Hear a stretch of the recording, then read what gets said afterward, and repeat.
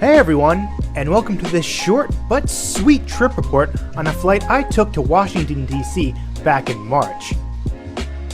This short hop to my nation's capital left from Terminal C at Newark Liberty International Airport, and I decided to fly with United Airlines aboard one of their A320-200s. United's fleet is pretty much dominated by Boeing, but they do have 85 A319s and 98 A320s, with orders for the A321 and A350.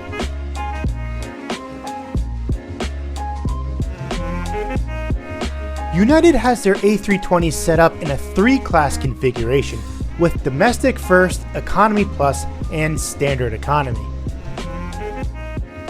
Since this flight was only an hour and 20 minutes long, I decided to be cheap and grab one of the Standard Economy seats in the back of the plane.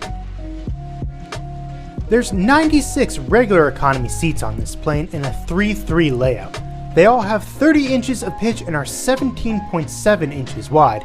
In all, this cabin really isn't that dissimilar to the United 737 I took to California last year. Unlike that flight though, I ended up having an entire row to myself on tonight's trip.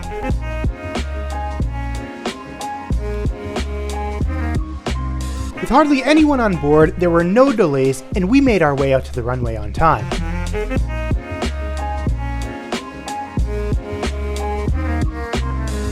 Newark is one of the busiest airports in the country, and although it's not as big as its sister airport JFK, it still handles more flights every year.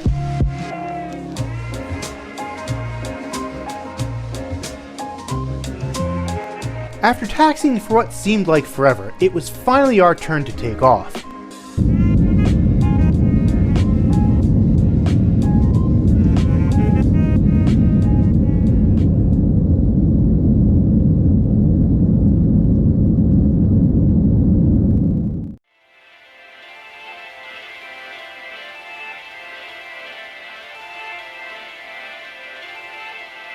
The seat on this A320 is reasonably comfortable.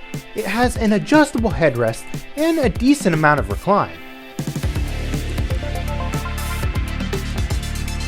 I thought the legroom was fine for a domestic flight, and the tray table was pretty large too and was nice and adjustable. In all, I was happy with this seat, although I'm sure that having a row to myself on a fairly empty plane made this flight much more comfortable than it usually is. This was filmed shortly before the global shutdown for COVID-19, so there was still the normal assortment of in-flight literature stored in front of you.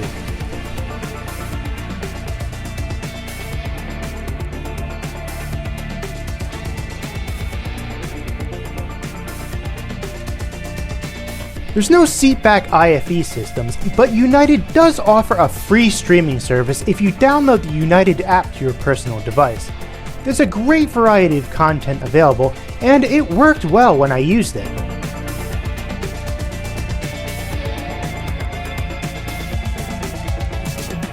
We hit turbulence soon after takeoff, and that fasten seatbelt sign stayed on for almost the entire flight.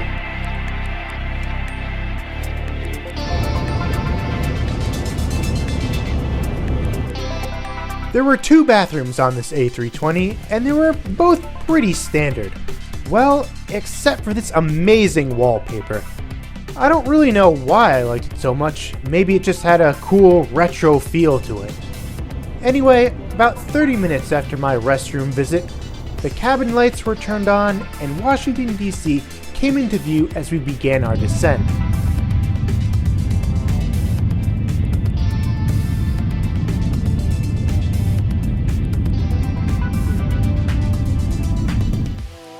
In conclusion, forget about it. I really doubt anyone watched this video this far. Suffice to say, it was a nice flight. Anyway, take care everyone.